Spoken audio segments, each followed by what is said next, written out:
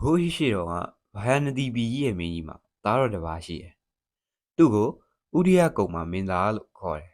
။သားတော်ကတက္ကသိုလ်ပြည်မှာသင်ကြားမယ်ပညာရေးစုံတော့တိုင်းပြည်ကိုပြန်လာတာပေါ့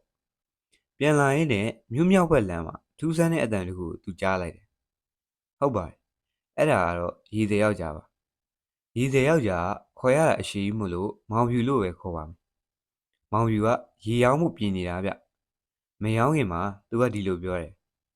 ဟာငါဘွားလီးလိုပါပဲကွာလူပြည်မှာဝမ်းသာရှာရတာလဲဆောက်ရမ်းကတ်စားရတာလဲမူရင်းထမင်းနဲ့ချမောင်ဟင်းတစ်ခါလာလဲတာပဲနှစ်ခါလာလဲတာပဲဆောက်ရမ်းမွဲတာပါလေမတည်ခင်တော့ထမင်းနီနဲ့ငါးစားပေါက်ကြီးလုံးမြုပ်တွေစားကြည့်ကျင်သေးတယ်အသက်ရှိတုံးလေးတစ်လုံးလောက်တော့ဝဝစားလိုက်ရရင် Oh my god ငါပါဇက်ကဆောက်ရမ်းကျန်းတဲ့ပါဇက်ဖြစ်ပြီ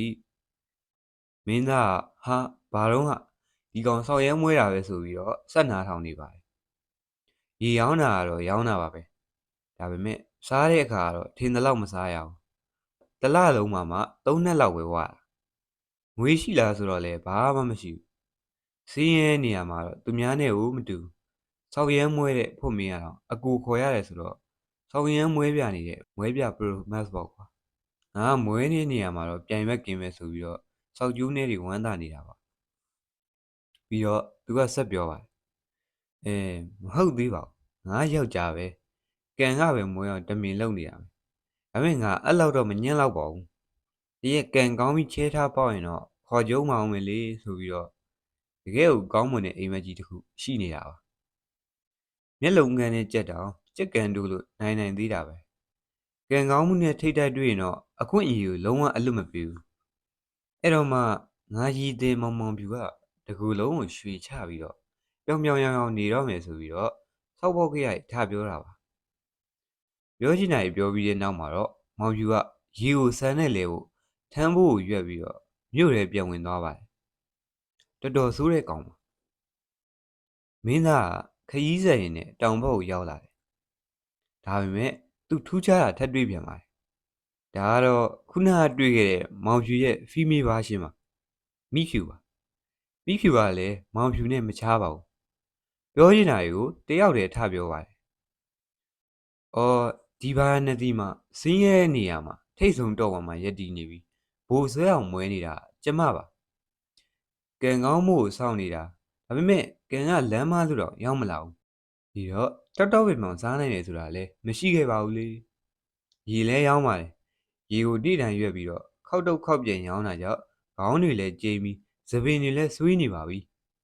စားရတော့လဲပဲတဝက်ပြောင်းတဝက်တယ်လေဆန်အောင်ပါရင်မပါတာဟင်းကလည်းပီလောဟင်းနဲ့ဒါတွေစားရတာအဆင်မပြေဘူးဒီလောက်ကြမ်းတမ်းနေတာဒီထမင်းဟင်းကိုစားရတာလဲအာကောင်းအောင်လန်ပြီးခြေထောက်ကိုစုံကန်ချလိုက်မှအဲ့ထမင်းတွေကဗိုက်တွေကိုဂလုံးဆိုပြီးကျသွားတော့တယ်ကန်အကျိုးပြီးညှလိုက်တဲ့ကျမပါလေဆိုပြီးတော့ကြီးတွားနေတာပါမူရင်ထမင်းနဲ့ချမောင်ဟင်းကျွေးနိုင်မယ်ယောက်ျားမျိုးရှာမှဒီတော့မှသူနဲ့အိမ်အောင်တွေကြပြီးမှမူရင်ထမင်းနဲ့ချမောင်ဟင်းကိုတဝကြီးစားပစ်လိုက်မယ်ဆိုပြီးတော့အိမ်မက်ကြီးတစ်ခုလည်းရှိနေပါတယ်လင်းလိုချင်တဲ့မိဖြူကပောက်ကရတွေထပြောပြီးတော့တတိရသွားတယ်။အော်ဒီလိုအဓိပ္ပာယ်မရှိတာရဲ့ထိုင်တွင်းနေလဲဆန်ရလာမှာမဟုတ်တာ။ရေကိုရောင်းနိုင်မှပြောင်းဆန်လေးရမှာ။ကျမရဲ့ထမင်းကလည်းစုတ်ချနေပါတယ်။အဆက်ကတရားအဖာတွေကလည်းများပြီးတော့မဲညစ်နေပါတယ်။အဲ့ဒါလို့ပြောချင်တာကြီးပြောပြီးတဲ့နောက်မှာမိဖြူကထမင်းကိုသုံးကလေးပြီးတော့ရေအိုးရွက်ကရေရောင်းမှုသွားပါတော့တယ်။ဒီတော့မှမင်းသားကနေပြီးတော့ပြန်ရောက်တယ်။ပြီးတော့မင်းကြီးနဲ့မူးမတ်တွေနဲ့တိုင်ပင်ပြီးတော့အောင်ပွဲခံကြရဲဆိုပါတော့ရည်တယ်တို့ဘက်ကိုပြန်ကြည့်ကြရအောင်ဒီမှာဇက်လန်အစပါပြီမြောက်ဘက်ကနေတောင်ဘက်ကိုရေလာရောင်းတဲ့မောင်ဖြူနဲ့တောင်ဘက်ကနေမြောက်ဘက်ကိုရေလာရောင်းတဲ့မိဖြူတို့လမ်းမှာစုံကြပါတယ်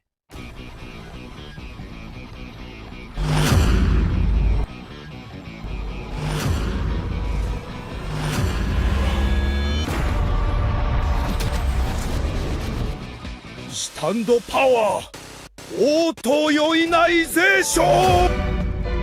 Stand up power aquatic wildlife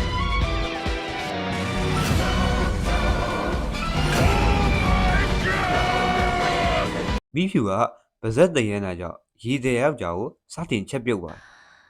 やれやれですちょっと見てよその格好。割れた竹の天秤棒に壊れたカゴ。服も泥だらけでボロボロじゃない。髪もボサボサで本当にお見苦しいわね。 မောင်ဖြူကခဏတာစွန့်ရသွားပြီးတော့တွေးလိုက်တယ်ဒီကောင်မငါ့ကိုမေးကိုမေးတာတော့ကောင်းကောင်းမမေးဘူးလူကိုလာဖဲ့နေတယ်ဆိုပြီးတော့ပြန်ဖဲ့မယ်လို့စိတ်ကူးနေပါတယ်မောင်ဖြူမဖေးခင်မှာပြီးဖြူကထပ်ဖဲ့ပါတယ် 毎日毎日水を運んで売り歩いているみたいだけど、一体この1年でどれだけ稼げたっていうの？その日暮らしが精一杯で貯金なんて一銭もできてないんじゃないかしら。家の中に隠せるほどのお金があんたにあるわけないわよね。今履いているその服だってボロボロすぎてまともに隠せてすらいないじゃない。それが唯一持っている服なんでしょ。毎日どんなに惨めな食事をしてそれを喉に流し込んでいるのかしらね。ねえお兄さん、あんたのその情けない生活ぶりをもう一度詳しく聞かせてくれない？ ဒီတော့မောင်ဖြူကတင်းသွားပါပြီလူကိုလာစားနေတယ်ပြောချင်တာရေပြောပြီးမှနှမရင်တဲ့ဟာတာပဲဒီတော့မောင်ဖြူကလည်းပြန်ဖြုတ်ပါပြီ やれやれです君の格好といったら髪は粗末にまとめられ服はボロボロで大きな針で留めているだけ誰もが見てがっかりするようなみすぼらしい姿だねでも俺の方は違う俺は商売で稼いでいる立派な男だ家にはあふれるほどの服や宝石があり鉄の箱には金がぎっしり詰まっている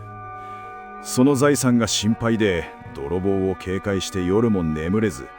毎晩自分で見回りをしてるくらいさ食べているものは古い米に油っ気のないスープで無理やり喉に流し込むような質素な食事だがそれは金がないからじゃない実は俺は財産をたっぷり持っているんだだから俺のことを貧乏人だなんて思わないでおくれ ဇလန်လေးကတော့ကောင်းနေပါပြီမိဖြူလိုချင်တဲ့လင်ကမှုရင်တဲ့ချင်မောင်ပဲကြီးမောင်ဖြူကလည်းမှုရင်တဲ့ချင်မောင်ပဲကြီးဆိုတော့စက်ကြည့်ကြတာပေါ့ဗျာ 私はね、あの有名な大富豪のジョーティカのように財宝に恵まれた女なのよ。ただの水汲み女だなんて思わないで。もし私にふさわしい夫さえいれば、すぐにでも大富豪の奥様になれるくらい、人目につかない場所に大金を隠し持っているんだから。あなたと出会った今、私の手元には溢れるほどの銀貨があるわ。でもこの莫大な財産を泥棒や権力者から守るのは大変なこと。私を支え、この富を傘のように守ってくれる頼もしい男なんて、この世にはめったにいないでしょ。だから私は、誰の妻にもならず、生き遅れのままで、大事な果実を葉っぱで隠すように、財産を守り続けているの。私と同じ運命を持ち、共にこの富を分け合える主人が、いつ現れるのか。そんな淡い期待を抱きながら、私はただ待っているのよ、坊や。 စောင့်မျှော်နေသေးပါလို့ရီလာမြောင်းပေးလေးဖွင့်ဟလာပါတယ်ဇက်ရှင်ကတော့တော်တော်ကောင်းနေပါပြီဒီနေ့အတွက်တော့ဒီလောက်နဲ့ပဲနားလိုက်ပါမယ်နောက်ရက်ဒီကြဇက်လန်ဆက်ပါမယ်နားလေတလောက်နားလေပြီးပြီဆိုတော့စကားဆက်တွေဘယ်လိုပြောမလဲဆိုတာကိုပြောပြပါမယ်မိကုန်းမှာစာပိုက်လေးပေးထားမှာပါဒီတော့စာပိုက်ကိုကူပါပြီးမှပေးထားသောစာပိုက်သည်စာဆိုစလီဥပုံညာဤရည်သည်ပြဆက်အခန်း1မှာ ဘာယာနတီမျိုးမြောင်းမြင့်တာကရည်သည်ယောက်ျားစကားဆိုခန်းမှာကောက်နှုတ်ထားပါစီလို့အရင်ရေးပါရည်သည်ယောက်ျားစကားဆိုရင်မြောက်ဘက်မှာဖြစ်ပြီးမိန်းမစကားဆိုတာကတော့တောင်ဘက်မှာလို့မှတ်ထားပါပြီးရင်တော့ဒီပက်တန်လေးကိုမှတ်ထားဖို့လိုပါတယ်ဘယ်အခန်းမှာဘသူကဘသူကိုဘယ်နေရာဘယ်အချိန်မှာဘာပြောလဲဆိုတာပါဥပမာပြောရရင်အခန်း1မှာရည်သည်ယောက်ျားမိမိကိုယ်ကို ဘာယာနတီမျိုးမြောင်းမျက်နှာတနေရာမှာ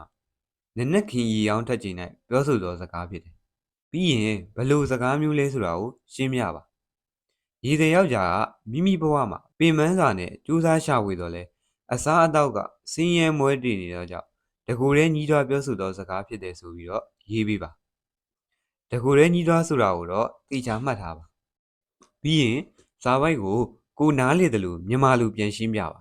။အရင်ဆုံး ရည်သည်ယောက်ျားပြောဆိုပုံမှာ ဗလာဗလာဆိုပြီးတော့9ချောင်းလောက်ရအောင်ရေးပါ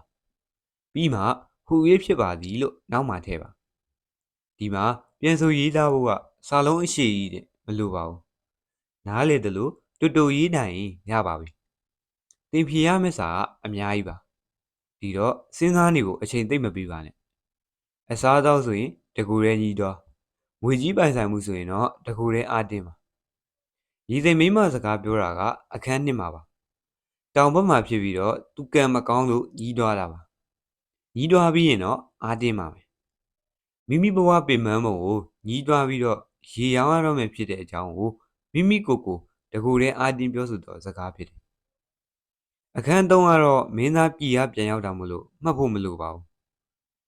ရေသိမ်မိမနဲ့ယောက်ျားဆုံးတာကအခန်းလေးပါနေရာကတော့ဘာယာနတီမြို့တောင်မျက်နှာလမ်းခုလက်တနေရာမှာလို့ရေးပါ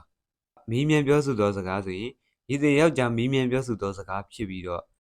ရည်သိမ်ယောက်ျားပြန်ပြေရဲ့စာပိုက်ဆိုရင်ကြွကြွဝဝပြန်လည်ဖြေကြားသောစကားဖြစ်ပါတယ်ဒီနေ့ရည်သိမ်ပြဆိုတော့ဒီလောက်ပါပဲနောက်ရက်တွေကျပြန်တွေ့ပါမယ်စာမေးပွဲအတွက် good luck ပါ